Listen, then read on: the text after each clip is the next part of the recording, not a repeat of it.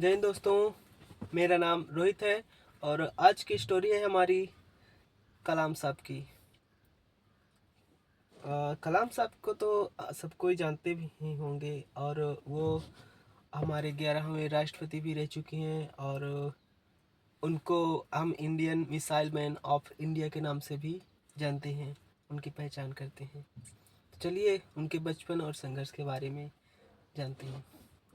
Doctor APJ Abdul Kalam एक साधारण परिवार में पैदा हुए थे और उनके पिताजी एक नाव चालक थे, यानी नाव चलाते थे, तथा घर की आर्थिक स्थिति सही नहीं थी। इसलिए उन्होंने बचपन में अखबार बांटने जैसे काम भी किए हैं, लेकिन पढ़ाई के प्रति उनका जुनून बहुत ही मजबूत था। हमें पता ही है, आपको भी पहले से भी पता होगा कलाम साहब के बारे में। और वो अखबार बांटते थे क्योंकि उनकी आर्थिक स्थिति बचपन से ही सही नहीं थी।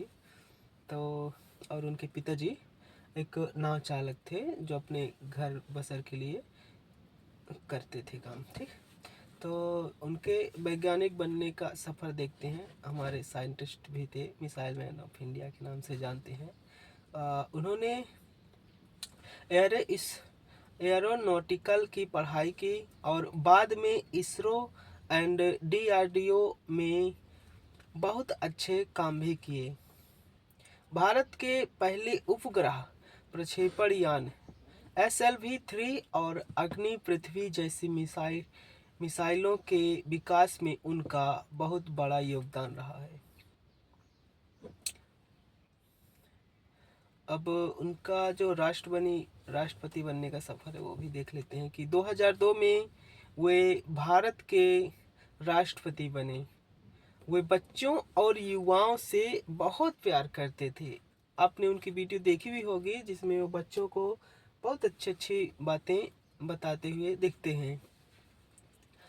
तो वो सच में है, वो बच्चों से बहुत ही प्यार करते थे और उनको सही रास्ता दिखाने का कार्य करते थे जो करना ही चाहिए। वे हमेशा कहते थे, dream dream dreams, transform into thoughts and thoughts result in action.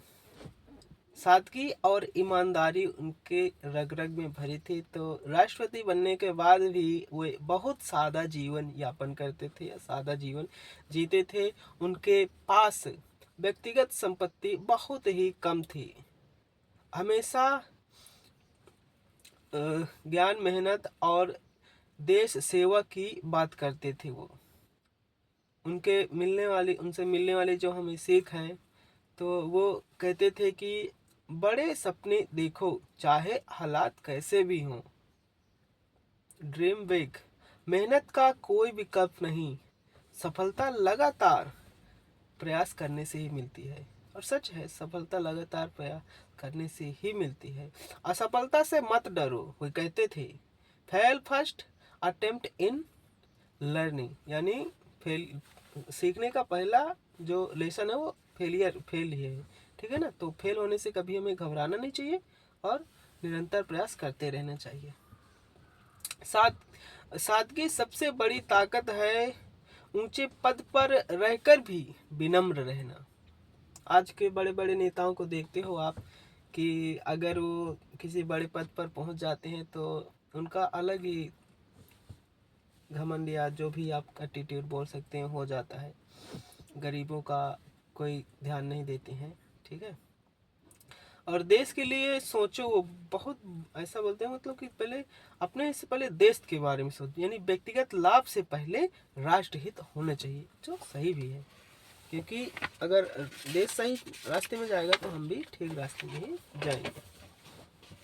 Dream big no matter your background, यानी ड्रीम बड़ा होना चाहिए, इससे आपके बैकग्राउंड का कोई लेना देना नहीं है। आप पहले क्या थे उससे कोई वो नहीं पड़ता है। ठीक है ना। Hard work is the key, there is no shortcut to success. वो कहते हैं हमेशा हार्ड वर्क करते रहो, क्योंकि कोई शॉर्टकट ऐसी नहीं है जिससे हम सक्सेस तक पहुंच सके, वो सिर्फ हार्ड वर्क ही है जिससे हम सक्सेस तक पहुंच सकते हैं। तो कैसी लगी हमारी ये story doctor APJ Abdul Kalam साहब की? अच्छी लगी हो तो कमेंट में ज़रूर बताइए। लाइक सब्सक्राइब करना ना करना आपकी बात है। जब बाय, थैंक यू।